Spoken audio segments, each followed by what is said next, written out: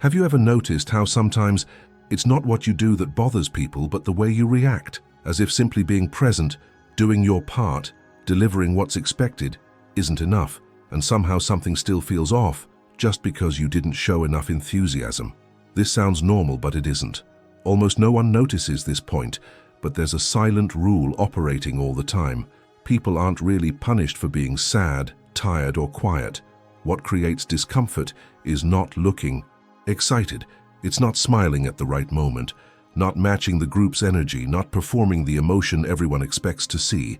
And this is where the game starts to change, because without realizing it, you may be carrying a sense of guilt that didn't originate in you. The feeling of exclusion doesn't come from something you said or did, but from something you didn't display. A gesture, a reaction, a spark in your eyes that simply wasn't there. If this sounds familiar, stay with me. What you're about to uncover might surprise you, because this pressure has nothing to do with genuine joy or goodwill. It's connected to a deeper social mechanism where emotions become signals and silence turns into a mistake. And it's right here that many people begin to feel out of place without fully understanding why. And maybe as you listen to this, a specific scene has already come to mind.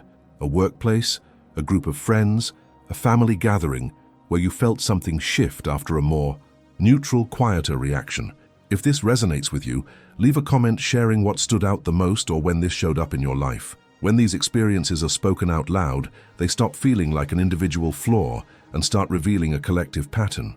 Liking this video is also a simple way of saying, "This matters," because it helps this conversation reach other people who are going through the exact same thing and still believe the problem is them. And if you feel that this kind of reflection represents you, subscribing to the channel becomes a quiet agreement of continuity, a way to keep a space alive where these things can be said without performance. Because what comes next isn't about learning how to fake it better, but about understanding why this discomfort exists and what it truly reveals when no one is watching. Now I want to go even deeper into this, because what's really at stake here isn't likability, charisma, or extroversion. What almost no one notices is that social groups rarely operate based on people's emotional truth. They operate based on signals, small visible codes that say, without words, "I belong, I'm aligned, I'm safe for the group." In this context, enthusiasm stops being a feeling and becomes a language, a smile at the right moment, an exaggerated reaction, a quick agreement. What matters isn't so much what you feel inside, but what you show on the outside.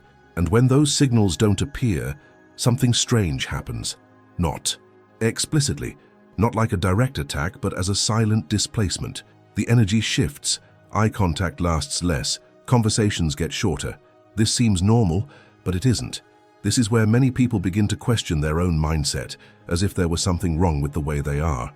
But the hidden truth is different. The social system interprets the absence of a signal as risk. Those who don't vibrate along with the group can be read as disengaged, overly critical, or even as someone who isn't on the same side. This is one of the most ignored backstage dynamics of group life. It's not about personal rejection, but automatic classification. You're not excluded because you're insufficient, but because you didn't reinforce the expected pattern. It's an almost mechanical process, based on quick decisions rather than human depth. The impact is subtle but cumulative, and it slowly shapes how you see yourself, how you position yourself, and even how you learn to hide parts of who you are along the journey. If this resonates with you, comment, "This makes sense to me." Now I want to go even deeper into this, because when we talk about punishment, most people imagine confrontation, direct criticism, or explicit rejection. But modern exclusion rarely works that way. It happens in silence. That's where it gains weight. There's no fight, no argument, no one clearly saying you're out. What exists instead is an almost invisible adjustment in the behavior of the people around you.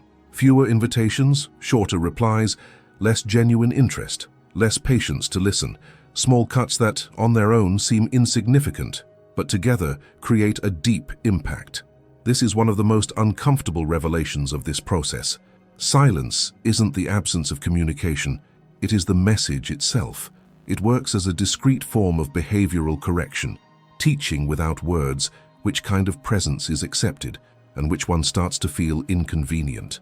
Little by little, you sense that something has changed, but you can't quite point to what. This seems normal, but it isn't. This is the moment when many people begin to reshape themselves internally, adjusting reactions, exaggerating smiles, rehearsing responses, not because they want to, but because they've learned that staying neutral has a cost. And the most perverse part of this mechanism is that it leaves no visible marks. The pain doesn't come as an attack, it comes as doubt. You start questioning your mindset, your decisions, your way of existing in the backstage of relationships. The hidden truth is that this pain doesn't come from emotional fragility or excessive sensitivity. It's the natural response to a system that punishes those who fail to adapt to the expected signals. A silent journey of forced adaptation that slowly erodes your sense of authenticity. If this resonates with you, comment, "I'm on this journey too." Now I want to go even deeper into this, because once silent punishment settles in, something starts to happen on the inside. Faking enthusiasm isn't just socially exhausting, it's psychologically corrosive. At first it feels like a simple adjustment, almost strategic. One extra smile here, a rehearsed reaction there. But over time, that adjustment becomes a habit, and the habit turns into wear.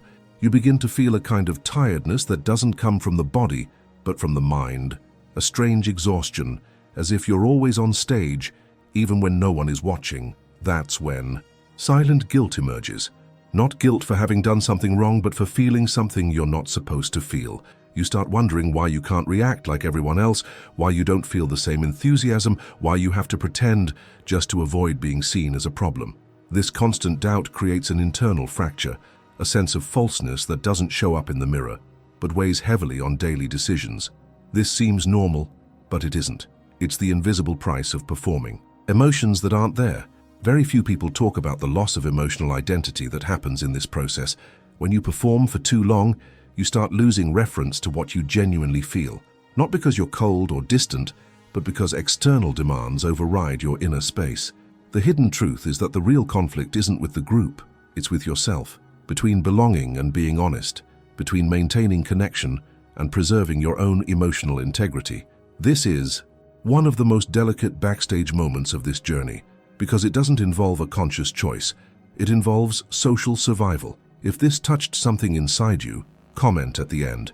This makes sense to me. Now I want to go even deeper into this, because after all of this, a dilemma emerges that almost no one teaches you how to recognize, let alone resolve. At some point along the journey, without announcement and without warning, you begin making small internal concessions. Nothing dramatic, nothing conscious, just adjustments. A laugh that comes a second before you actually felt it. A neutral comment turned into agreement. A rehearsed reaction to avoid that strange silence that hangs in the air. These decisions seem harmless, but they carry a massive cumulative impact. The hidden truth is that an implicit choice is being made every single day, not between right and wrong, but between adaptation and self-abandonment, between belonging without friction and preserving something that doesn't always fit the group's codes. The problem is that this choice is rarely clear. It happens backstage, on autopilot, slowly shaping your mindset, and by the time you notice, you're already too tired to remember when you started pretending. This may sound exaggerated, but it isn't. Silence demands authenticity, at the same time the group demands performance. Standing in the middle of that crossfire creates constant tension, an internal state of emotional vigilance. You start measuring every reaction, every pause, every expression, not to deceive others, but to survive socially. And that's when the question starts to truly unsettle you. At what point does adapting become maturity? And when does it turn into losing yourself? This restlessness doesn't ask for an immediate answer. It asks for attention, because understanding that boundary changes decisions, changes relationships, changes the way you see your own transformation over time. If that question keeps echoing inside you, comment at the end. This makes sense to me. If you stayed until this point, it's because something in this conversation truly reached you. And when that happens, it's worth continuing to walk together. Subscribing to the channel isn't a commitment to frequency or empty promises. It's simply a way to keep this journey of clarity alive, to keep looking at these truths that almost no one names, but so many people feel. Leave a comment saying, "This message was for me," just so I know you made it to the end and that this exchange made sense on your side. And if this reflection stayed with you until now, a like helps keep this kind of conversation alive, reaching other people who are trying to understand the same things in silence. There's a video right here that goes deeper into this delicate line between adaptation and losing yourself. Click and continue with me there, at the same pace, without rushing.